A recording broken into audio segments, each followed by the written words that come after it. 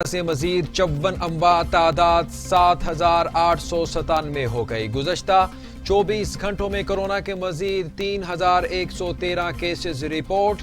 NCOC کے مطابق corona سے متاثرہ افراد کی تعداد 3,89,311 ہو گئی۔ گزشتہ روز کورونا کے 43,214 ٹیسٹ کیے گئے۔ کورونا مثبت آنے کی شرح 7.2% رہی۔ تاجروں کی دھمکی اثر کر گئی، سندھ حکومت نے گھٹنے ٹیک دیے۔ کاروبار کے اوقات کار میں تبدیل، تاجروں کو کاروبار شام 8 بجے تک جاری رکھنے کی اجازت دے دی گئی۔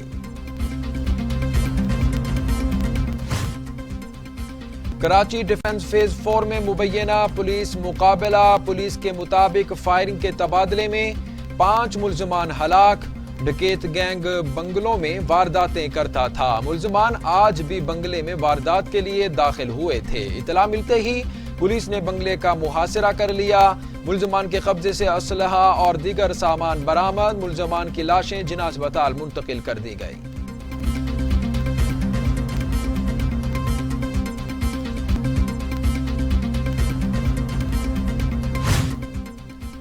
قومی اسمبلی میں قائد حزب اختلاف شہباز شریف اور پنجاب اسمبلی میں قائد حزب اختلاف حمزہ شہباز کو بیگم شمیم اختر کی نماز جنازہ میں شرکت کے لیے آج 5 روز کے لیے پیرول پر رہا کیا جائے گا۔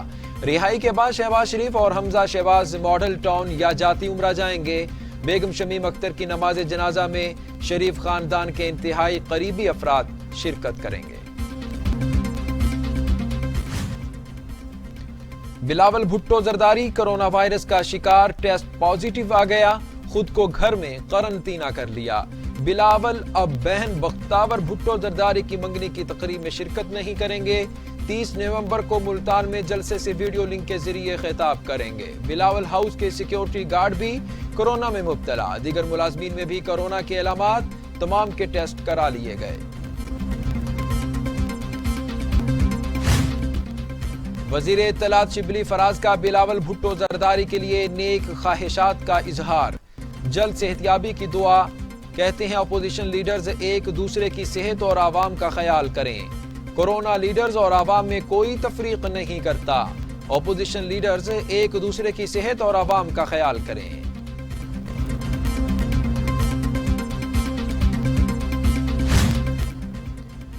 صوبائی وزیر صحت پنجاب یاسمین راشد نے کورونا کے پھیلاؤ کی وجہ اپوزیشن کے جلسوں کو قرار دے دیا۔ کہتی ہیں کورونا کی صورتحال میں ہم سب کو ذمہ داری کا مظاہرہ کرنا ہوگا۔ کورونا کیسز میں اضافہ ہو رہا ہے، اپوزیشن سے اپیل کی ہے کہ ملتان کے جلسے کو ملتوی کر دیں۔ ملتان میں وائرس کے پھیلاؤ کی شرح 17% تک پہنچ گئی۔ شہباز گل کہتے ہیں جعلی لیڈر جلسے کر کے جانوں سے کھلواڑ کر رہے ہیں، اپنی جان کی حفاظت آپ کا حق تو یہ حق عام عوام کا بھی ہے۔ عوام کی جانیں جان بوجھ کر خطرے میں ڈالی جا رہی ہیں۔ زیادتی کیسز کے خلاف اہم قانون سازی، 2 نئے آرڈیننسز کی منظوری، خصوصی عدالتیں قائم کی جائیں گی۔ زیادتی کے مقدمات پر ٹرائل ان کیمرہ ہوں گے، تحقیقات اور ٹرائل میں جدید آلات کا استعمال کیا جائے گا۔ متاثرین کو لیگل ایڈ اور جسٹس اتھارٹی کے تحت قانونی معاونت فراہم کی جائے گی۔ ڈی پی اوز کی سربراہی میں مشترکہ تحقیقاتی کمیٹیاں تحقیقات کریں گی۔ گھر کے لیے آسان شرائط پر قرضوں کی فراہمی یقینی بنائی جائے، اضافی مالی بوجھ نہ ڈالا جائے۔ وزیر اعظم عمران خان کی ہدایات، کہتے ہیں بے گھر افراد کے لیے چھت مہیا کرنا اولین ترجیح ہے۔ ملک میں بجلی کی کوئی کمی نہیں، نئے کنیکشنز دینے میں تاخیر کا کوئی جواز نہیں۔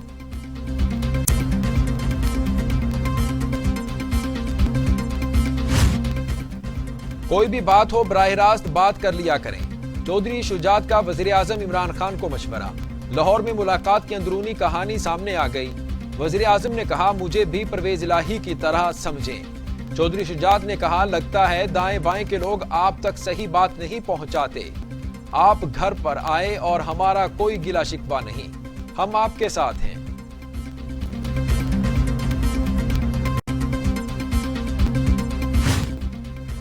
مجھے جیل میں چوہوں کا بچا ہوا کھانا دیا جاتا تھا، مریم نواز کا انکشاف، کہتی ہیں ادویات بھی صحیح نہیں دی جاتی تھیں، انہیں جیل میں فنگس والی ادویات دی جاتی تھیں۔ مریم نواز کے بیان پر رد عمل میں مشیر داخلہ و احتساب شہزاد اکبر نے کہا کہ یہ ریکارڈ کی بات ہے کہ ان خاتون نے ایک دن بھی جیل کا کھانا نہیں کھایا اور کھانا ہمیشہ گھر سے آتا تھا۔ اب سوال یہ بنتا ہے کہ یا تو چوہا گھر کا تھا یا خاندانی روایت کے مطابق پھر جھوٹ بول رہی ہیں۔ مریم نواز غلط بیانی سے سیاست چمکانے کی کوشش کر رہی ہیں۔ فردوس عاشقاوان کہتی ہیں راج کماری زلسجانی کی بیٹی کبھی جیل کا کھانا نہیں کھائیں گی، مریم نواز کو جیل میں کھانا گھر سے آتا تھا۔ جعلی برانڈ کی مارکیٹنگ اچھی ہو تو وہ بھی بک جاتی ہے، ہم نہیں بولیں گے، ہمارا کام بولے گا۔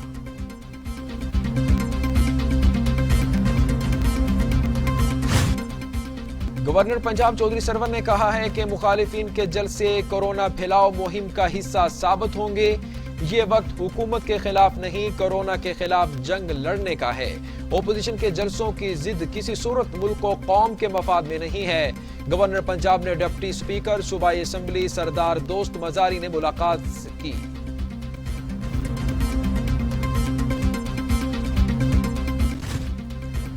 وزیر خارجہ شاہ محمود قریشی اور افغان ہم منصب محمد حنیف آتمر کی ملاقات، دو طرفہ تعلقات، افغان امن اور خطے کی صورتحال پر تبادلہ خیال۔ وزیر خارجہ کا افغان ہم منصب سے کابل اور بامیان میں دہشت گردانہ حملوں پر اظہار افسوس۔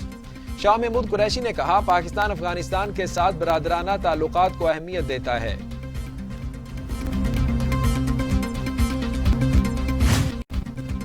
سندھ حکومت کا سیاحت کے فروغ کے لیے بڑا اقدام، 220 جزائر کو سیاحتی مراکز میں بدلنے کا فیصلہ، منصوبہ CDA بنائے گی، مالیاتی منظوری صوبائی کابینہ دے گی۔ 394 ایکڑ پر محیط 220 جزائر ٹھٹہ کی 120 کلومیٹر ساحلی پٹی پر واقع ہیں۔ تحریک انصاف کے امجد زیدی گلگت بلتستان اسمبلی کے اسپیکر منتخب، 18 ووٹ لیے، اپوزیشن کے غلام محمد 8 ارکان کی حمایت حاصل کر سکے، PTI کے 4 حزب اختلاف کا 1 ووٹ مسترد ہو گیا۔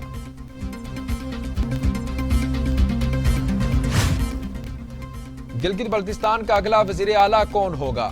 پاکستان تحریک انصاف میں مشاورت کا سلسلہ جاری، بیرسٹر خالد خورشید اور فتح اللہ خان کے نام شارٹ لسٹ کر لیے گئے، حتمی منظوری وزیر اعظم دیں گے۔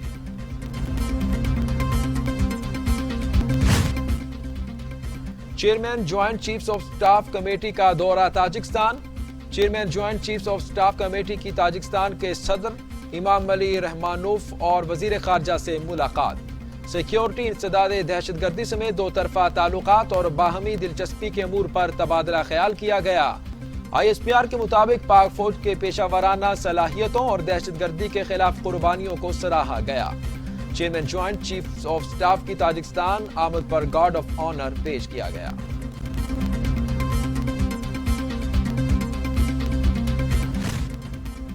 چیئرمین سینٹ صادق سنجرانی 2 روزہ دورے پر عراق پہنچ گئے، وفد کے ہمراہ آج نجف اور کربلا بھی جائیں گے۔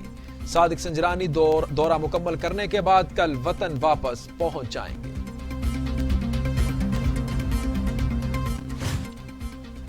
پنجاب حکومت نے کھیلوں کی ایسوسی ایشنز کی سالانہ گرانٹس کے اجراء کی منظوری دے دی۔